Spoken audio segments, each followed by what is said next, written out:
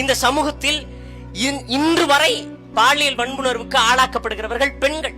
அந்த பெண்களிடம் போய் எல்லோரும் சொல்கிறது, உன்னிடத்தில் வந்து ஒருவன் உன் வாயை தொட்டால் அல்லது தொடக்கூடாத இடத்தில் தொட்டால் அது பேட் டச் என்று பெண்களிடத்தில் கற்பிக்கின்ற இந்த சமுதாயம் ஏதாவது ஒரு ஆணிடத்தில் போய் இந்த இடத்தில் நீ பெண்ணை தொடக்கூடாது என்று ஆணுக்கு இந்த சமூகம் கற்பித்திருக்கிறதா என்றால் இல்லை. அந்த இடத்தில் உளவியலாக முதலில் இந்த சமூகம் தோற்று போகிறது. ஆண் பிள்ளைகளுக்கு கற்பித்துக் கொடுக்க வேண்டும். எப்படி உனக்கு கால் இருக்கிறதோ, கண் இருக்கிறதோ, வாய் இருக்கிறதோ, மூக்கு இருக்கிறதோ, தலைமுடி உனக்கு எப்படி இருக்கிறதோ அதே போலதான் பெண்ணுக்கும். அவள் உனக்கு சக பாலினம் தான்.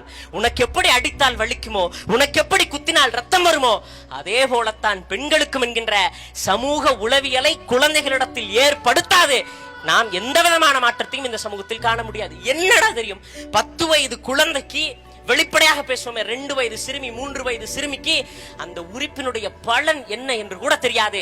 அந்த குழந்தையை ஒருவன் பாலியல் வன்புணர்வுக்கு ஆளாகிறான் என்றால் உண்மையிலேயே இந்த சமூகத்தில் இருந்து அப்புறப்படுத்த வேண்டிய அழுக்குகள். இந்தியாவிலேயே உச்சபட்ச அரிதினும் அரிதான வழக்கு என்று கருதப்பட்டது நிர்பயாவினுடைய வழக்கு.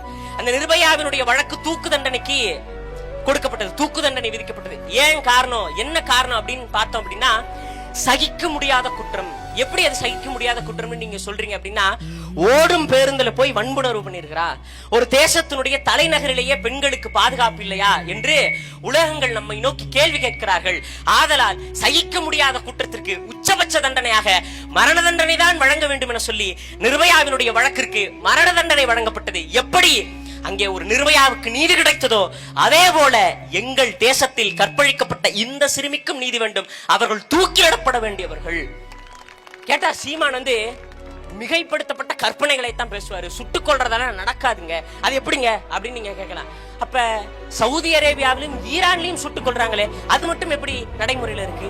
உண்மையில் நான் சொல்றேன், ஒரு சமூக அச்சத்தை இவர்களுக்கு ஏற்படுத்தணும். என்ன மாதிரியான சமூக அச்சம் அப்படின்னா, பெண்களை தொட நினைக்கிறான், வன்முணர்வு பண்ணணும்னு நினைக்கிறான். யோசிக்கும் பொழுதே ஐயோ சட்டம் கடுமையாக இருக்கிறது, தண்டனை கொடுமையாக இருக்கிறது என்கின்ற சமூக அச்சத்தை அவனிடத்தில் நாம் ஏற்படுத்தாது இந்த பாலியல் குற்றங்களை நம்மால ஒழிக்க முடியாது.